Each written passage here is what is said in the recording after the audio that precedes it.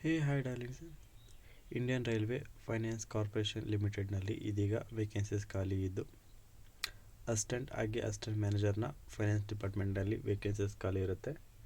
ಹಾಗೆ ಈ ಒಂದು ಹುದ್ದೆಗೆ ಆಯ್ಕೆ ಆದಂಥ ಅಭ್ಯರ್ಥಿಗೆ ಬೇಸಿಕ್ ಸ್ಯಾಲ್ರಿ ಬಂದು 21,000ದಿಂದ 40,000 ರೂಪಾಯಿವರೆಗೂ ನಿಮಗೆ ಪರ್ ಮಂತ್ ಸ್ಯಾಲ್ರಿಯನ್ನು ನೀಡಲಾಗ್ತದೆ. ಸೊ ಯಾರೆಲ್ಲ ಇಂಟ್ರೆಸ್ಟ್ ಇರೋವಂಥವ್ರು ಮತ್ತು ಎಲಿಜಿಬಿಲಿಟಿ ಇರೋವಂಥವ್ರು ಈ ಒಂದು ವೇಕೆನ್ಸಿಗೆ ಅಪ್ಲೈ ಮಾಡ್ಬೋದಾಗಿರುತ್ತೆ. ಹಾಗೆ ಅದಕ್ಕೆ ಮುಂಚೆ ನಮ್ಮ ಚಾನಲ್ ಯಾರೆಲ್ಲ ಹೊಸ್ದಾಗಿ ವೀಡಿಯೋ ನೋಡ್ತಿರೋವಂಥವ್ರು ಪ್ಲೀಸ್ ನಮ್ಮ ಚಾನಲ್ ಸಬ್ಸ್ಕ್ರೈಬ್ ಮಾಡ್ಕೊಂಡು ಸಪೋರ್ಟ್ ಮಾಡಿ. ಹಾಗೆ ನಮ್ಮ ಚಾನಲಲ್ಲಿ ನಿಮಗೆ ಡೈಲಿ ಒಂದು ಗೌರ್ಮೆಂಟ್ ಜಾಬ್ ಅಥವಾ ಪ್ರೈವೇಟ್ ಜಾಬ್ ವೀಡಿಯೋ ಆಗಿರ್ಬೋದು ಮತ್ತು ಗೌರ್ಮೆಂಟ್ ಸ್ಕೀಮ್ಸ್ನ ಬಗ್ಗೆ ಡೈಲಿ ಒಂದು ವೀಡಿಯೋ ಮಾಡಿ ಹಾಕಲಾಗುತ್ತೆ.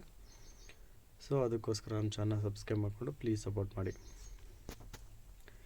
ಇನ್ನು IRFC ಲಿಮಿಟೆಡ್ನಲ್ಲಿ ಇದೀಗ ವೇಕೆನ್ಸೀಸ್ ಖಾಲಿ ಇದ್ದು ಇದು ನ್ಯೂ ದೆಹಲಿಯಲ್ಲಿ ಇರುವಂಥ ನೋಟಿಫಿಕೇಷನ್ ಆಗಿರುತ್ತೆ.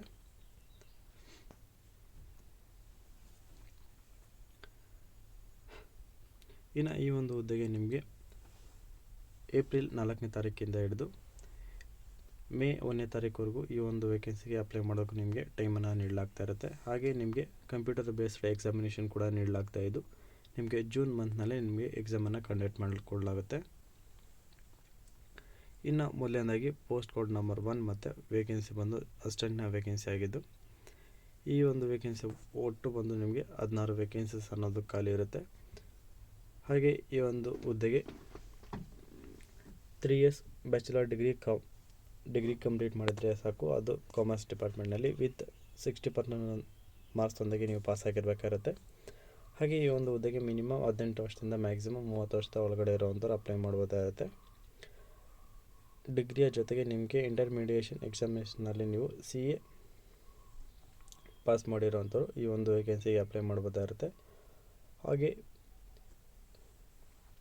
ವರ್ಟಿಕಲ್ ರಿಸರ್ವೇಷನಲ್ಲಿ UR SC ST OBC EWS reservation ನೀಡಲಾಗ್ತಾ ಇದ್ದು ಮತ್ತು ಹಾರಿಜಾಂಟಲ್ ರಿಸರ್ವೇಷನಲ್ಲಿ PWBD ಮತ್ತು ಎಕ್ಸ್ ಸರ್ವಿಸ್ ಮ್ಯಾನ್ ಅಭ್ಯರ್ಥಿಗೆ ರಿಸರ್ವೇಷನನ್ನು ಮಾಡಲಾಗ್ತಾ ಇದೆ. ಸೊ ಯಾರೆಲ್ಲ ಅಪ್ಲೈ ಮಾಡ್ಬೋದು ಮತ್ತು ಯಾವೆಲ್ಲ ಕ್ಯಾಸ್ಟ್ಗೆ ಎಷ್ಟು ವೇಕೆನ್ಸೀಸ್ ಅನ್ನೋದು ಇಲ್ಲಿ ಮೆನ್ಷನ್ ಮಾಡಿದ್ದು ಇದು ಕ್ಲಿಯರಾಗಿ ನೋಡ್ಕೋಬೋದಾಗಿರುತ್ತೆ ನೀವು. ನೆಕ್ಸ್ಟ್ ವೇಕೆನ್ಸಿ ಅಸಿಸ್ಟೆಂಟ್ ಮ್ಯಾನೇಜರ್ನ ಫೈನಾನ್ಸ್ ಡಿಪಾರ್ಟ್ಮೆಂಟ್ನಲ್ಲಿ ಇದು ಪೋಸ್ಟ್ ಕೋಡ್ ನಂಬರ್ 2 ಆಗಿದ್ದು ಇದರಲ್ಲಿ ನಿಮಗೆ 7 ವೇಕೆನ್ಸೀಸ್ ಮಾತ್ರ ಖಾಲಿ ಇರುತ್ತೆ. ಇನ್ನು ಈ ಹುದ್ದೆಗೆ ಕೂಡ ಬ್ಯಾಚುಲರ್ ಡಿಗ್ರಿ ಇನ್ ಕಾಮರ್ಸ್ ಡಿಪಾರ್ಟ್ಮೆಂಟ್ನಲ್ಲಿ ವಿತ್ 60% ಮಾರ್ಕ್ಸ್ ತಂದಾಗೆ ಪಾಸ್ ಆಗಿರಬೇಕಾಗುತ್ತೆ. ಇದರ ಜೊತೆಗೆ ನಿಮಗೆ CA CMA ಮಾಡಿರೋಂಥವ್ರು ಕೂಡ ಅಪ್ಲೈ ಮಾಡ್ಬೋದಾಗಿರುತ್ತೆ. Or 2 years regular MBA in finance ಅಥವಾ post graduation in diploma in management ಮುಗಿಸಿರೋಂಥವ್ರು ಕೂಡ ಅಪ್ಲೈ ಮಾಡ್ಬೋದಾಗಿರುತ್ತೆ. ಇದಕ್ಕೆ ಕೂಡ 18 ವರ್ಷದಿಂದ 30 ವರ್ಷದ ಒಳಗಡೆ ಇರೋವಂಥ ಅಪ್ಲೈಯನ್ನು ಮಾಡ್ಬೋದಾಗಿದ್ದು ಪ್ಲಸ್ ನಿಮಗೆ ಏಜ್ ರಿಲ್ಯಾಕ್ಸೇಷನ್ ಕೂಡ ಸಿಗ್ತಾ ಇದೆ. ಏಜ್ ರಿಲ್ಯಾಕ್ಸೇಷನ್ ಬಂದು ನಿಮಗೆ SC ST ಆದರೆ 5 ಇಯರ್ಸ್ OBC ಆದರೆ 3 ಇಯರ್ಸ್ವರೆಗೂ ಏಜ್ ರಿಲ್ಯಾಕ್ಸೇಷನ್ ನೀಡ್ತಾ ಇದ್ದಾರೆ. ನೀವೇನಾದರೂ PWBD ಕ್ಯಾಟಗರಿ ಆದರೆ 15 ವರ್ಷದವರೆಗೂ ನಿಮಗೆ ಏಜ್ ರಿಲ್ಯಾಕ್ಸೇಷನ್ ನೀಡಲಾಗ್ತಾ ಇದೆ. ಹಾಗೆ ಎಕ್ಸ್ ಸರ್ವಿಸ್ ಮ್ಯಾನ್ ಅಭ್ಯರ್ಥಿಗಳು ಕೂಡ ನೀವು 3 ಇಯರ್ಸ್ ಪ್ಲಸ್ ಎಕ್ಸ್ ಸರ್ವಿಸ್ ಮಾಡಿದ್ದೆ ಆದಲ್ಲಿ ಆರ್ಮಿಯಲ್ಲಿ 3 ವರ್ಷದಿಂದ 8 ವರ್ಷದವರೆಗೂ ನಿಮಗೆ ರಿಲ್ಯಾಕ್ಸೇಷನ್ ಅನ್ನೋದು ನೀಡಲಾಗ್ತಾ ಇದೆ. ಹಾಗೆ ಮ್ಯಾಕ್ಸಿಮಮ್ ಅಪ್ಪರ್ ಏಜ್ ಲಿಮಿಟ್ ಬಂದು ನಿಮಗೆ 56 ವರ್ಷ ಆಗಿದೆ. ಇದಕ್ಕಿಂತ ಎಕ್ಸ್ಟೆಂಡ್ ಮಾಡೋಕ್ಕೆ ಆಗೋದಿಲ್ಲ. ಇದು ಎಲ್ಲ ಕ್ಯಾಟಗರಿಗೆ ಕೂಡ ಸೇರಿರುತ್ತೆ.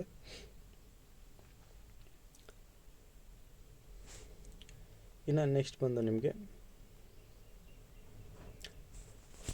EWS ಅಭ್ಯರ್ಥಿ ಅಂದರೆ ಎಕನಾಮಿಕಲಿ ವೀಕರ್ ಸೆಕ್ಷನ್ ಇರುವಂಥ ಅಭ್ಯರ್ಥಿ ಯಾವ ರೀತಿ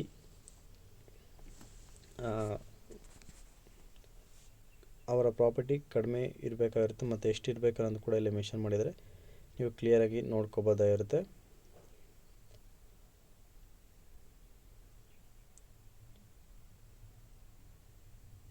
ನಿಮಗೆ ಎಕ್ಸಾಮಿನೇಷನ್ ಬಂದು ಎವ್ರಿ 20 ಮಿನಿಟ್ಸ್ ಬಂದು ಎಕ್ಸಾಮಿನೇಷನ್ ನೀಡಲಾಗುತ್ತೆ. ಇದರಲ್ಲಿ ನಿಮಗೆ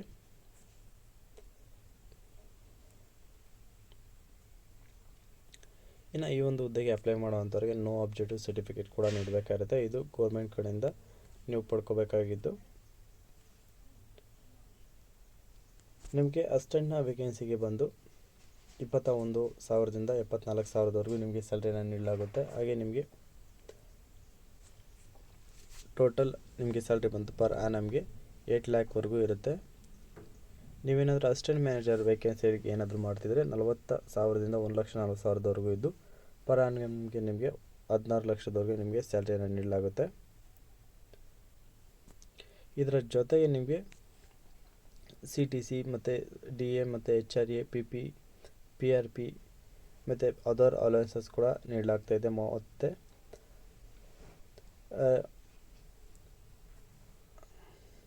ನಿಮಗೆ ತುಂಬ ಅಲವೆನ್ಸಸ್ ಅನ್ನೋದು ಇದರಲ್ಲಿ ನಿಮಗೆ ಸಿಗುತ್ತೆ. ಹಾಗೆ ನಿಮಗೆ ಸರ್ವಿಸ್ ಅಗ್ರಿಮೆಂಟ್ ಬಾಂಡ್ ಕೂಡ ನೀಡಲಾಗುತ್ತೆ. ನೀವೇನಾದರೂ ಮಿನಿಮಮ್ 2 ಇಯರ್ಸ್ವರೆಗೂ ನಿಮಗೆ ವರ್ಕ್ ಮಾಡಿದ್ದೆ ಅದರಲ್ಲಿ ನಿಮಗೆ 2 ಲ್ಯಾಕ್ ವರ್ತ್ ಆಗೋಂಥ ಬಾಂಡ್ ಸಿಗುತ್ತೆ. ನೀವೇನಾದರೂ ಇದು ಬಂದು ಅಸಿಸ್ಟೆಂಟ್ಗೆ ನೀವೇನಾದರೂ ಅಸಿಸ್ಟೆಂಟ್ ಮ್ಯಾನೇಜರ್ ವರ್ಕ್ ಮಾಡ್ತಿದ್ರೆ ಅದರಲ್ಲಿ ಕೂಡ 2 ಇಯರ್ಸ್ ವರ್ಕ್ ಮಾಡಿದ್ದೆ ಅದರಲ್ಲಿ ನಿಮಗೆ 3 ಇಯರ್ಸ್ ಪ್ಲಸ್ GST ಇರುವಂಥ ಬಾಂಡ್ ಸಿಗುತ್ತೆ ನಿಮಗೆ. ಇನ್ನು ನಿಮಗೆ ಇದರಲ್ಲಿ ಸೆಲೆಕ್ಷನ್ ಪ್ರೊಸೆಸ್ ಬಂದು ಒಟ್ಟು ನಿಮಗೆ 4 ಸ್ಟೇಜಸ್ ಆಫ್ ಸೆಲೆಕ್ಷನ್ ಪ್ರೊಸೆಸ್ ಇರುತ್ತೆ. ಇದು ಕಂಪ್ಯೂಟರ್ ಬೇಸ್ಡ್ ಎಕ್ಸಾಮಿನೇಷನ್ ಬಂದು ಅಸಿಸ್ಟೆಂಟ್ ಹಾಗೆ ಅಸಿಸ್ಟೆಂಟ್ ಮ್ಯಾನೇಜರ್ಗೆ ಇಬ್ಬರಿಗೂ ಕೂಡ ಇರುತ್ತೆ.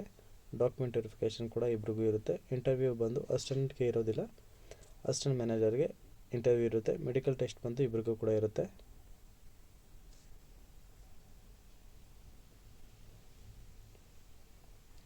ಹಾಗೆ ನಿಮಗೆ ಒರಿಜಿನಲ್ ಡಾಕ್ಯುಮೆಂಟ್ ವೆರಿಫಿಕೇಷನ್ ಅದು ಇರುತ್ತೆ. ನಿಮಗೆ ಕಂಪ್ಯೂಟರ್ ಬೇಸ್ಡ್ ಎಕ್ಸಾಮಿನೇಷನ್ ಬಂದು ಪಾರ್ಟ್ 1 ಮತ್ತು ಪಾರ್ಟ್ 2 ಆಗಿ ಡಿವೈಡ್ ಮಾಡಲಾಗಿರುತ್ತೆ. ಹಾಗೆ ಪ್ರತಿಯೊಂದರ ರಾಂಗ್ ಆನ್ಸರ್ಗೂ ಕೂಡ 0.25 ಮಾರ್ಕ್ಸನ್ನು ಕಟ್ ಮಾಡಲಾಗುತ್ತೆ. ಇದು ನಿಮಗೆ ಮಲ್ಟಿಪಲ್ ಚಾಯ್ಸ್ನ ಕ್ವಶನ್ಸ್ ಆಗಿದ್ದು ಈಚ್ ಕ್ವಶನ್ ಬಂದು 1 ಮಾರ್ಕ್ಸ್ನ ಕ್ಯಾರಿ ಮಾಡುತ್ತೆ. ಮತ್ತು 120 ಮಿನಿಟ್ಸ್ ನಿಮಗೆ ಟೈಮನ್ನು ನೀಡಲಾಗುತ್ತೆ ಎಕ್ಸಾಮಿನೇಷನನ್ನು ಕಂಪ್ಲೀಟ್ ಮಾಡೋದಕ್ಕೆ. ನಿಮಗೆ ಸಬ್ಜೆಕ್ಟ್ಸಲ್ಲಿ ಬಂದು ಮ್ಯಾಥಮೆಟಿಕ್ಸ್ ಮತ್ತು ಜನರಲ್ ಅವೇರ್ನೆಸ್ ಮತ್ತು ಲಾಜಿಕಲ್ ರೀಸನಿಂಗ್ ಮತ್ತು ನಾಲೆಜ್ ಆಫ್ ರೈಲ್ವೆ ಡಿಪಾರ್ಟ್ಮೆಂಟ್ನ ಬಗ್ಗೆ ನಿಮಗೆ ಕ್ವಶನ್ಸ್ ಅನ್ನೋದಿರುತ್ತೆ. ನಿಮಗೆ ನಂಬರ್ ಆಫ್ ಕ್ವಶನ್ಸ್ ಬಂದು 50 ಕ್ವಶನ್ಸ್ ಇರುತ್ತೆ. ಇದು ಬಂದು ನಿಮಗೆ ಪಾರ್ಟ್ A ಆಗಿರುತ್ತೆ. ನೆಕ್ಸ್ಟ್ ಪಾರ್ಟ್ B ಬಂದು ಅಸಿಸ್ಟೆಂಟ್ನ ಹಾಗೆ ಅಸಿಸ್ಟೆಂಟ್ ಮ್ಯಾನೇಜರ್ನ ಬಗ್ಗೆ ಸಂಬಂಧಪಟ್ಟ ಅಂಥ ಕ್ವಶನ್ಸ್ ಅನ್ನೋದು ಇರುತ್ತೆ. ಅಸಿಸ್ಟೆಂಟ್ ಮ್ಯಾನೇಜರ್ಗೆ ಬಂದು ಅಕೌಂಟಿಂಗ್ ಮತ್ತು ಇಂಡಿಯನ್ ಸ್ಟ್ಯಾಂಡರ್ಡ್ನ ಬಗ್ಗೆ ಕ್ವಶನ್ಸ್ ಇರುತ್ತೆ. ನಿಮಗೇನಾದ್ರು ಅಸಿಸ್ಟೆಂಟ್ ಆದರೆ ಕಾರ್ಪೊರೇಟ್ ಅಕೌಂಟಿಂಗ್, ಇನ್ಕಮ್ ಟ್ಯಾಕ್ಸ್ ಲಾ, ಈ ರೀತಿ ನಿಮಗೆ ಅಕೌಂಟ್ಗೆ ಸಂಬಂಧಪಟ್ಟ ಮತ್ತು ಬಿಸ್ನೆಸ್ಗೆ ಸಂಬಂಧಪಟ್ಟ ಕ್ವಶನ್ಸ್ ಅನ್ನೋದು ಇರುತ್ತೆ.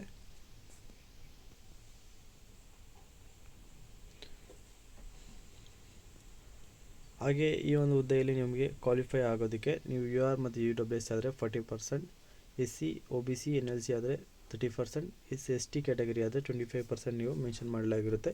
ಇದು ಮಿನಿಮಮ್ ಸ್ಕೋರ್ ಮಾಡಬೇಕಾಗಿರುತ್ತೆ ನೀವು ಎಕ್ಸಾಮಲ್ಲಿ.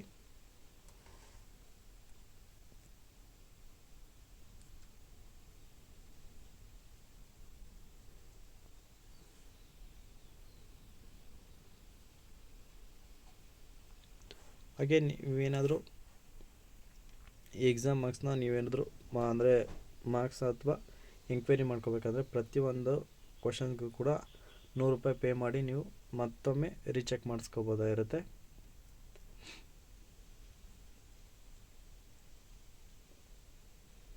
ಹಾಗೆ ಡಾಕ್ಯುಮೆಂಟ್ಸ್ ಬಂದು ನಿಮ್ಮದು 10th ಮತ್ತು SC/ST ಸೇರಿದಂಥ ಕ್ಯಾಸ್ಟ್ ಸರ್ಟಿಫಿಕೇಟ್ ಮತ್ತು EWS ಸರ್ಟಿಫಿಕೇಟ್ ಮತ್ತು ಫೈನಲ್ ಸರ್ಟಿಫಿಕೇಟ್ ಬಂದು ಇದು ನೀವು ಬೋರ್ಡ್ ಮುಖಾಂತರ ಸಿಗುವಂಥ ಸರ್ಟಿಫಿಕೇಟ್ ಆಗಿದ್ದು ಕಾನ್ವೊಕೇಷನ್ ಸರ್ಟಿಫಿಕೇಟ್ ಆಗಿರುತ್ತೆ. ಮತ್ತು ನಿಮ್ಮದು ಮಾರ್ಕ್ಶೀಟ್ ಇವನ್ನೆಲ್ಲ ನೀವು ಸಬ್ಮಿಟ್ ಮಾಡಬೇಕಾಗಿರುತ್ತೆ. ಸೊ ಈ ಒಂದು ಹುದ್ದೆಗೆ ಅಪ್ಲೈಯನ್ನು ಮಾಡುವಂಥವ್ರು www.indianrailways.gov.in ಈ ಒಂದು ಅಫಿಷಿಯಲ್ ವೆಬ್ಸೈಟ್ನ ಮೂಲಕ ಅಪ್ಲೈಯನ್ನು ಮಾಡ್ಬೋದಾಗಿರುತ್ತೆ. ಅಥವಾ ಎನಿ ಫರ್ದರ್ ಇನ್ಫಾರ್ಮೇಷನ್ ಏನಿದ್ರು ಬೇಕಾದರೂ ಕೂಡ ಇಲ್ಲಿ ನೀವು ಚೆಕ್ ಮಾಡ್ಕೋಬೋದಾಗಿರುತ್ತೆ. ಹಾಗೆ ನಿಮಗೆ ಎಕ್ಸಾಮಿನೇಷನ್ ಸೆಂಟರ್ಸ್ ಬಂದು ಒಂದು ಫ್ಯೂ ಮಾತ್ರ ನೀಡಲಾಗ್ತದೆ. ಅದರಲ್ಲಿ ನಿಮಗೆ ದೆಹಲಿ ಮತ್ತು ಕೋಲ್ಕತ್ತಾ, ಮುಂಬೈ ಮತ್ತು ಚೆನ್ನೈಯಲ್ಲಿ ಮಾತ್ರ ನಿಮಗೆ ಎಕ್ಸಾಮಿನೇಷನ್ ಸೆಂಟರ್ಸ್ ಅನ್ನೋದು ಬರೆಯೋದಕ್ಕೆ ಸಿಗುತ್ತೆ. ಬೇರೆ ಇರೋದಿಲ್ಲ, ಇಷ್ಟು ಮಾತ್ರ ಸೆಂಟರ್ಸ್ ಇರುತ್ತೆ.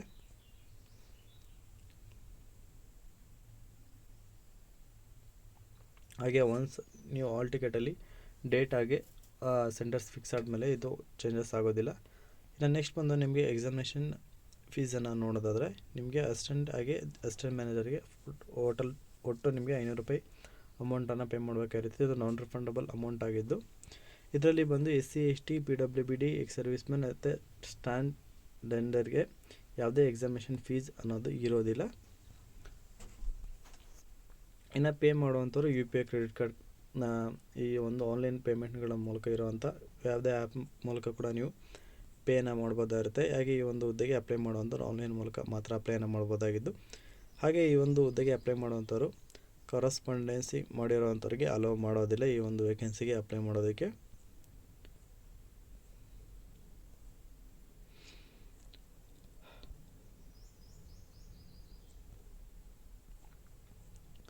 ಹಾಗೆ ಯಾರೆಲ್ಲ ಅಪ್ಲೈ ಮಾಡೋವಂಥವ್ರು ಡಾಕ್ಯುಮೆಂಟ್ ಅಪ್ಲೋಡ್ ಮಾಡಬೇಕಾದ್ರೆ ಪ್ರತಿಯೊಂದು ಡಾಕ್ಯುಮೆಂಟ್ನೂ ಕೂಡ ಸ್ಕ್ಯಾನ್ ಆಗಿರೋವಂಥ ಡಾಕ್ಯುಮೆಂಟ್ನೇ ಅಪ್ಲೈ ಮಾಡಿ. ಹಾಗೆ ನಿಮಗೆ ಆನ್ಲೈನ್ ಅಪ್ಲಿಕೇಶನ್ ಲಿಂಕ್ ಬಂದು irfc.cov.in ಆಲ್ರೆಡಿ ಹೇಳಿರೋಂಥ ವೆಬ್ಸೈಟು ಕೂಡ ಅಥವಾ ಈ ಒಂದು ವೆಬ್ಸೈಟಲ್ಲಿ ಕೂಡ ನೀವು ಅಪ್ಲೈ ಮಾಡ್ಬೋದಾಗಿರುತ್ತೆ. ಸೊ ಇದು ಡಾರ್ಲಿಂಗ್ ಇವತ್ತಿನ ಈ ಒಂದು ವಿಡಿಯೋದ ಶಾರ್ಟ್ ವಿಡಿಯೋ ಆಗಿದ್ದು. ಈ ಒಂದು ವಿಡಿಯೋದ ಬಗ್ಗೆ ನಿಮ್ಗೆ ಏನಾದರೂ ಅನಿಸಿಕೆ ಇದ್ದರೆ ಕಮೆಂಟ್ ಮಾಡಿ. ಹಾಗೆ ಇದೇ ಥರ ಹೆಚ್ಚಿನ ಉದ್ಯೋಗ ಮಾಹಿತಿಗಾಗಿ ಜಾಬ್ಸ್ ಮತ್ತು ಸ್ಕೀಮ್ಸ್ಗೋಸ್ಕರ ತಪ್ಪದೆ ನನ್ನ ಚಾನಲ್ ಸಬ್ಸ್ಕ್ರೈಬ್ ಮಾಡಿಕೊಂಡು ಪ್ಲೀಸ್ ಸಪೋರ್ಟ್ ಮಾಡಿ ಅಂತ ಕೇಳ್ತಿದ್ದೀನಿ.